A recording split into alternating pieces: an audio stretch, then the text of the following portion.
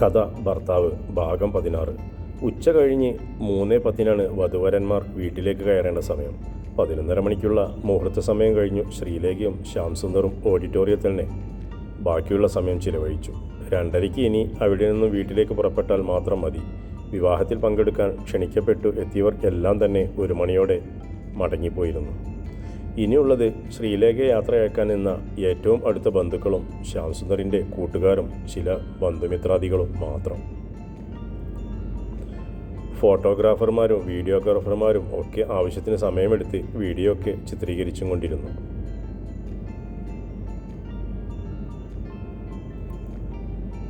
ശ്രീലേഖയ്ക്ക് ആകെ മുഷിഞ്ഞിരുന്നെങ്കിലും അവൾ അത് പുറമേ കാണിച്ചില്ല.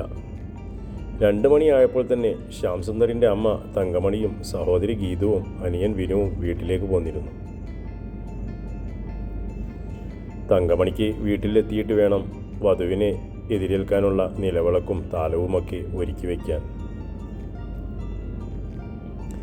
ഗീതുവിനോട് ശ്യാം സുന്ദറിൻ്റെ ഒപ്പം വന്നാൽ മതിയെന്ന് തങ്കമണി പറഞ്ഞെങ്കിലും അവൾ അത് കേൾക്കാൻ നിന്നില്ല. മുകുന്ദേട്ടൻ നിൽപ്പുണ്ടവിടെ, പിന്നെ അച്ഛനുമുണ്ട്, അപ്പച്ചിമാരുണ്ട്. അതിൻ്റെ കൂടെ ഞാനെന്തിനാ അമ്മേ ഇവിടെ കിടന്ന് തള്ളുന്നത്? ഗീതുവിൻ്റെ ഭർത്താവ് മുകുന്ദൻ ശ്യാമിൻ്റെ കല്യാണം കൂടാനായി ഒരാഴ്ചത്തെ ലീവിൽ കുവൈറ്റിൽ നിന്നും എത്തിയിട്ടുണ്ട്. അമ്മയെയും സഹോദരിയെയും കൊണ്ട് വീട്ടിലിട്ട ശേഷം വേണം വിനുവിന് കാറുമായി തിരികെ ഓഡിറ്റോറിയത്തിലേക്ക് പോരാൻ. വീട്ടിലെത്തിയതും നേരത്തെ കഴുകി തയ്യാറാക്കി വച്ചിരുന്ന നിലവിളക്കും മറ്റുമെടുത്ത് തങ്കമണി ഒരു തവണ കൂടി തുടച്ചു വൃത്തിയാക്കി. അവർ ആ ജോലി ചെയ്തും കൊണ്ട് നിൽക്കുമ്പോൾ ഗീതു അന്നത്തെ പത്രവും എടുത്തും കൊണ്ട് അവർക്കരികിലേക്ക് വന്നു.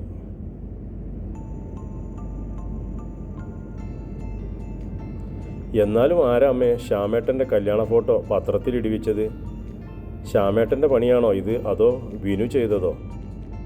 ഇന്ന് വിവാഹിതരാകുന്നു എന്നതിൻ്റെ താഴെയുള്ള ശ്യാമിൻ്റെയും ശ്രീലേഖയുടെയും കളർ ഫോട്ടോയിലേക്ക് നോക്കിക്കൊണ്ട് ഗീതു ചോദിച്ചു. ശ്യാമോ, കൊള്ളാം, അവനോട് ഞാൻ 100 തവണ പറഞ്ഞതാ പത്രത്തിലിടും മോനെ നിങ്ങളുടെ ഫോട്ടോ എന്ന്. അവൻ കേൾക്കണ്ടേ? ഇത് അച്ഛൻ്റെ പണിയാ. ആ പത്രക്കാരനോട് അച്ഛൻ വിശദമായി ചോദിച്ചറിയുന്നത് കണ്ടായിരുന്നു. അച്ഛനോ? ഗീതുവിൻ്റെ നെറ്റി ചുളിഞ്ഞു. എന്താ അച്ഛനെന്ന്? നീ കേട്ടിട്ടില്ലേ? നിൻ്റെ അച്ഛൻ്റെ കാര്യമാ ഗീതു പറഞ്ഞത്. ചെയ്തും കൊണ്ടിരുന്ന ജോലി നിർത്തി തങ്കമണി മകളെ നോക്കി പറഞ്ഞു. ഓ, അമ്മ ഈ പറഞ്ഞ എൻ്റെ അച്ഛന് ഇപ്പോഴാണോ ബോധം വന്നത്? ശ്യാമേട്ടൻ്റെ കല്യാണത്തിന് മുമ്പേ നടന്നതാ എൻ്റെ കല്യാണം. അന്ന് ഞാൻ അച്ഛന് മക്കളോട് ഇത്രയും സ്നേഹമുണ്ടെന്ന് കണ്ടില്ലല്ലോ. അപ്പോൾ അച്ഛന് മകളോട് മാത്രമേ സ്നേഹമില്ലാത്തതായി ഉള്ളൂ അല്ലേ? നിൻ്റെ കല്യാണം നടക്കുമ്പോൾ ഇതായിരുന്നു ഗീതു നമ്മുടെ സാഹചര്യം. അന്ന് അച്ഛൻ്റെ കയ്യിൽ അതിനുള്ള വക കാണില്ലായിരിക്കും. അല്ലാതെ നിങ്ങളുടെ അച്ഛൻ നിങ്ങൾ മക്കളെ വേർതിരിച്ച് കണ്ടിട്ടുണ്ടോടി?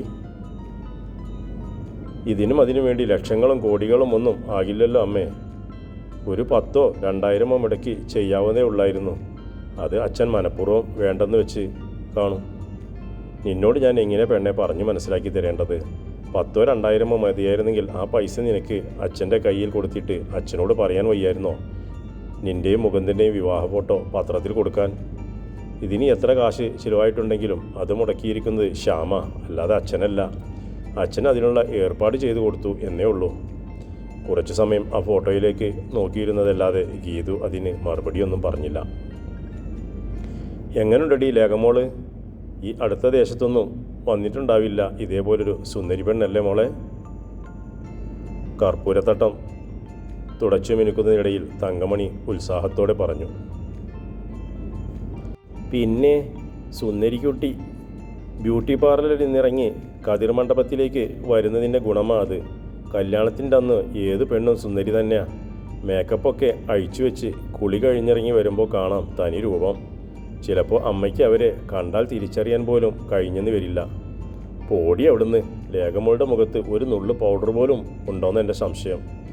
ഏതായാലും സൗന്ദര്യത്തിൻ്റെ കാര്യത്തിൽ ശ്യാമിൻ്റെ തോളോട് തോൾ ചേർന്ന് തന്നെ നിൽക്കും. അമ്മ പറയുന്നത് കേട്ടാൽ തോന്നും സൗന്ദര്യം പുഴുങ്ങി തിന്നാൽ മതിയെന്ന്. എന്തൊക്കെയായാലും ശ്യാമേട്ടൻ്റെ സ്വഭാവത്തിനൊപ്പം നിൽക്കാതിരുന്നാൽ മതിയായിരുന്നു.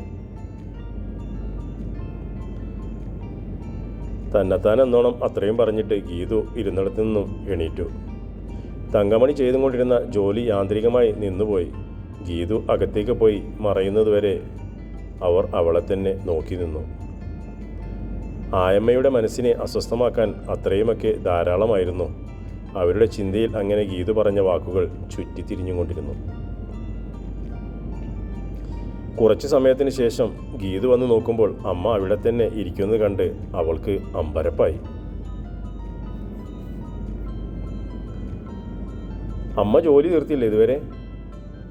അവർ 2:30 അവിടെ നിന്ന് ഇറങ്ങുമേ. ഗീതു നിലവിളക്കിൽ ഒഴിക്കാനുള്ള എണ്ണയും കത്തിക്കാനുള്ള തിരിയും തട്ടത്തിലേക്ക് വെച്ചു. അമ്മേ, അമ്മ ശ്രദ്ധിച്ചായിരുന്നോ? ഗീതു വന്ന് അവരുടെ അടുത്തേക്ക് ഇരുന്നു. ഇനി എന്താണ് ബാക്കി പറയാനുള്ളതെന്ന മട്ടിൽ തങ്കമണി മകളെ നോക്കി. ശ്യാമേട്ടൻ്റെ അരിത്തിരിക്കുമ്പോഴോ ശ്യാമേട്ടൻ താലി കെട്ടുമ്പോഴോ ഒന്നും അവരുടെ മുഖത്ത് ഒരു സന്തോഷവും കാണാനില്ലായിരുന്നു. അമ്മയും ശ്രദ്ധിച്ചിട്ടുണ്ടാവും. അത് ശരിയല്ലേ അമ്മേ ഞാൻ പറഞ്ഞത്? ഗീതു എന്തോ ഓർത്തെടുക്കും മട്ടിൽ പറഞ്ഞു. അവൻ താലി കെട്ടുമ്പോൾ പിന്നെ ലേഖമോൾ എന്ത് വേണമെന്നായിരുന്നു നീ പറയുന്നത്? കതിർമണ്ഡപത്തിൽ നിന്ന് തുള്ളിച്ചാടണമായിരുന്നോ? അവളുടെ മനസ്സിൽ താൻ തൻ്റെ വീട്ടുകാരെയൊക്കെ പിരിഞ്ഞ് പുതിയൊരു വീട്ടിലേക്ക് പോകുവാണല്ലോ. അവിടെയുള്ള ആൾക്കാരുമൊക്കെ എങ്ങനെയുള്ളവരാവും എന്നൊക്കെയുള്ള ചിന്തകളായിരിക്കും പെണ്ണെ. നീ കല്യാണപ്പന്തലിൽ നിന്ന് ചിരിച്ചുല്ലസിച്ചും കൊണ്ടായിരുന്നോടി? അതേപോലല്ലേ ലേഖമോളുടെയും അവസ്ഥ? ഞാനേതായാലും വീർത്ത് കെട്ടിയ മുഖത്തോടെ സർവരോടും ദേഷ്യമുള്ള മട്ടിലൊന്നും താലി കെട്ടാൻ നിന്നു കൊടുത്തത്. ഇത് ദേഷ്യം മാത്രമല്ല, എനിക്ക് ഈ കല്യാണമേ വേണ്ടായിരുന്നു എന്ന് തോന്നും ലേഖേടത്തിയുടെ ഭാവം കണ്ടാൽ. ഞാൻ പറഞ്ഞത് തെറ്റാണെങ്കിൽ അമ്മ ഈ ഫോട്ടോ ഒന്ന് നോക്ക്. ഗീതു തൻ്റെ ഫോണിലെടുത്തിട്ടിരുന്ന ശ്യാം താലി കെട്ടുന്ന സമയത്തെ വീഡിയോ അവരെ കാണിച്ചു കൊടുത്തു. ഇതിലെവിടാടി ലേഖമോളുടെ മുഖത്ത് ദേഷ്യം? ഒരു പുരുഷൻ താലി കെട്ടുമ്പോൾ പെണ്ണ് എന്താടി മുഖം ഉയർത്തി പിടിച്ചിരുന്ന് ചുണയുണ്ടെങ്കിൽ കെട്ടടാ താലി എന്ന മട്ടിൽ നിന്ന് വെല്ലുവിളിക്കണോ? ഞാനിത് തല്ലി പൊട്ടിച്ച് കളയണ്ടെങ്കിൽ എൻ്റെ മുമ്പിൽ നിന്ന് എടുത്തും കൊണ്ട് കൊണ്ടുപോടി നിൻ്റെ ഫോൺ. അതിൻ്റെ മുഖത്ത് ശാന്തത നോക്ക് നീ ആദ്യം, എന്നിട്ട് വന്ന് കുത്തിത്തിരിപ്പുണ്ടാക്ക്. ഓരോ മനുഷ്യൻ്റെ കുറവും കുറ്റവും കണ്ടുപിടിക്കാൻ നിന്നെ കഴിഞ്ഞ് ഈ ലോകത്ത് ആളുള്ളൂ ഗീതു. മോളെ ഗീതു, നിൻ്റെ ഇളക്കം എന്തിനുള്ളതാണെന്ന് അമ്മയ്ക്ക് മനസ്സിലാകില്ലെന്നല്ലേ നീ കരുതിയേക്കല്ലേ? അതിവിടെ ചിലവാകത്തില്ല മോളെ. ഇതിനായിരുന്നോടി നീ കെട്ടിയോൻ്റെ കൂടെ അവിടെ നിൽക്കാതെ എന്നെ വട്ടം പിടിച്ച് ഇങ്ങോട്ട് പോന്നത്? തങ്കമണി ദേഷ്യത്തോടെ മകൾക്ക് മുമ്പിൽ നിന്നും എണീറ്റ് പോയി. ഓ, ഒരു പൊന്നുമോളും അമ്മായിയമ്മയും കാണാമല്ലോ നമുക്ക്. കുത്തിത്തിരിക്കാൻ ഗീതു ഒന്നും വേണ്ട. അമ്മയുടെ മോൻ തന്നെ എല്ലാം കുത്തിത്തിരിച്ച് വിട്ടോളും. കാണാമല്ലോ നമുക്ക്. ഗീതു അവിടെ ഇരുന്നു പിറുപിറുത്തു. ശ്രീലേഖ എല്ലാവരോടും യാത്ര പറഞ്ഞുകൊണ്ടിരിക്കുകയാണ്. അമ്മയോടും അപ്പച്ചിയോടുമൊക്കെ അനുഗ്രഹം വാങ്ങി യാത്ര പറഞ്ഞ ശേഷം അവൾ ഗോപിനാഥനും ചന്ദ്രികയും നിൽക്കുന്നിടത്തേക്ക് ചെന്നു. ചെറിയച്ഛ, അവൾ വിളിച്ചതും അയാൾ അവളുടെ ഇരുതോളത്തും കൈകൾ വെച്ചു. സന്തോഷമായിട്ട് പോയിട്ട് വാടി. നിനക്ക് എന്തെങ്കിലും പറഞ്ഞു തരേണ്ട കാര്യമൊന്നും ഇല്ലെന്ന് എനിക്കറിയാം. എങ്കിലും അവരെയൊക്കെ സ്വന്തം അച്ഛനമ്മമാരായിട്ട് തന്നെ കണ്ടോണം കേട്ടോ. പിന്നെ നീ കല്യാണം കഴിച്ചു പോയെന്ന് കരുതി എന്തെങ്കിലും ആവശ്യം വന്നാൽ ചെറിയച്ഛനോട് പറയാൻ മടി കാണിക്കുകയൊന്നും ചെയ്യരുത്. അയാളുടെ സ്വരമിടറി. താൻ അതിന് മറുപടി പറഞ്ഞാൽ കരഞ്ഞു പോയേക്കുമെന്ന് തോന്നിയിട്ട് ശ്രീലേഖ തലയാട്ടുക മാത്രം ചെയ്തു. പോയിട്ട് വരട്ടെ ചെറിയമ്മേ. അവൾ ചന്ദ്രികയുടെ കരം കവർന്നു. സങ്കടപ്പെടാതെ പോ മോളെ. ഒരാഴ്ച കഴിഞ്ഞാൽ ഇങ്ങോട്ട് തന്നെ തിരിച്ചു വരില്ലേ നിങ്ങൾ? ശ്രീലേഖ പക്ഷേ പുതിയൊരു ജീവിതത്തിലേക്ക് പോകുകയാണല്ലോ എന്നോർക്കുമ്പോൾ ചന്ദ്രികയ്ക്ക് നെഞ്ചിൽ ഒരു നീറ്റലുണ്ട്. ഇനി ഏതെങ്കിലുമൊക്കെ വൈകുന്നേരങ്ങളിൽ ഓർക്കാപ്പുറത്ത് മഴ പെയ്യും പോലെ ചെറിയമ്മേ എന്ന് വിളിച്ചും കൊണ്ട് ഇവൾ തൻ്റെ വീട്ടിലേക്ക് ഓടിക്കയറി വരില്ല. ആ നാളുകൾ തീർന്നു പോയിരിക്കുന്നു. സന്തോഷമായിട്ട് ഇരിക്കണേ മോളെ. നിനക്ക് സുഖമാണെന്ന് കേൾക്കുന്നതിന് അപ്പുറം ഒരാനന്ദമില്ല എനിക്കും ഗോപിയേട്ടനും. അവർ അവളുടെ നെറ്റിയിൽ ഒരു ഉമ്മ നൽകി. ശ്യാംസുന്ദറിൻ്റെ അപ്പച്ചിയുടെ മകൾ രേവതി എന്ന 15-കാരി സുന്ദരിപ്പെണ്ണ് വന്ന് ശ്രീലേഖയെ വിളിച്ചു. ചേച്ചി പോകാം, സമയമായി. അത്രയും നേരം പിടിച്ചു നിന്ന സുനിത ഓടി വന്ന് അവളെ കെട്ടിപ്പിടിച്ചു. പിന്നെ ശ്രീലേഖയുടെ തോളിലേക്ക് മുഖം ചേർത്ത് 2 തവണ ഏങ്ങലടിച്ചു. എന്താടി ഇത്? ദേ എല്ലാവരും നോക്കുന്നുണ്ടേ. ശ്രീലേഖ അവളുടെ പുറത്ത് തഴുകിക്കൊണ്ട് ചെവിയിലേക്ക് പറഞ്ഞു. ശ്രീലേഖ അവളെ തന്നിൽ നിന്നും അടർത്തി മാറ്റാൻ നോക്കിയെങ്കിലും അവൾക്കതിന് കഴിഞ്ഞില്ല. ഞാനിനി ചേച്ചിയെ എവിടേക്കും വിടില്ലെന്ന മട്ടിൽ അവൾ കുറേ കൂടി ശക്തിയായി ശ്രീലേഖയെ ചേർത്ത് പിടിച്ചു. സരോജിനിയമ്മയും ശ്രീകുട്ടനും അത് കണ്ട് കണ്ണീർ ഒപ്പുന്നുണ്ടായിരുന്നു. മോളെ, അവൾ പോകട്ടെ, അവളെ വിട്, സമയമായടി. ഗോപിനാഥൻ വന്ന് സുനിതയെ അവളുടെ ഉടലിൽ നിന്നും അടർത്തി മാറ്റി. വിട്ടുമാറും മുമ്പ് സുനിത അവളുടെ കവളിൽ ഒരു ഉമ്മ കൂടി കൊടുത്തു. കരയാതെ മോളെ. ശ്രീലേഖ അവളുടെ നിറമേകൾ തുടച്ചു കൊടുത്തു. നീ കരയുന്നതും കണ്ടുകൊണ്ട് പോയാൽ ചേച്ചിക്ക് സമാധാനം കിട്ടുമടി. സുനിത പെട്ടെന്ന് 2 കൈകൊണ്ടും മുഖം തുടച്ചു. ശ്രീലേഖ അവളെ ഒന്നുകൂടി നോക്കിയ ശേഷം അമ്മയെ നോക്കി. പിന്നെ ശ്രീകുട്ടൻ തുള്ളി അടർന്ന് നിലത്ത് വീഴാതിരിക്കാനായിരുന്നു കണ്ണുകൾക്ക് താഴെ കൈവച്ചിട്ടുണ്ട്.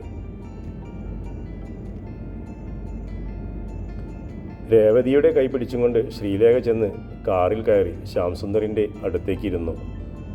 അവൻ പിന്നിൽ നിന്നൊരു ടവലെടുത്ത് അവളുടെ മടിയിലേക്ക് ഇട്ട് കൊടുത്തു. മുഖം തുടച്ചോ, മുഖത്തെല്ലാം കണ്ണീരാ, അവൻ പറഞ്ഞു. കാർ സ്റ്റാർട്ടായതും ശ്രീലേഖ പിന്നിലേക്ക് നോക്കി. ഇന്നലെ വരെ ജീവൻ്റെ ജീവനായി നിന്നവർ പിന്നിലേക്ക് അകന്നു പോവുകയാണ്. എങ്കിലും അവരുടെയെല്ലാം ശ്രദ്ധ തന്നിൽ തന്നെയാണ്. കാറിനുള്ളിലിരുന്ന് ശ്യാംസുന്ദർ ചോദിച്ചതിനൊക്കെ അവൾ മറുപടി പറഞ്ഞു. 20 മിനിറ്റോളം കാർ ഓടിയിട്ടുണ്ടാകും. മെയിൻ റോഡ് വിട്ട് തീർത്തും സമനിരപ്പിലൂടെ ഓടിച്ചെന്ന് കാർ ഭംഗിയാർന്ന ഒരു ഒറ്റനില വീടിൻ്റെ മുമ്പിൽ നിന്നു. ശ്രീലേഖ കാറിലിരുന്നു കൊണ്ട് തന്നെ സിറ്റൗട്ടിന് നേർക്ക് നോക്കി. അവിടെ കത്തിച്ച നിലവിളക്കുമായി തങ്ങളെ കൈപ്പിടിച്ച് കയറ്റാൻ അമ്മ നിൽക്കുന്നത് അവൾ കണ്ടു. ഗീതു കാറിനടുത്തേക്ക് വന്ന് ഡോർ തുറന്ന് ശ്രീലേഖയെ പുറത്തേക്കിറങ്ങാൻ സഹായിച്ചു. തുടരും കഥയുടെ അടുത്ത ഭാഗം.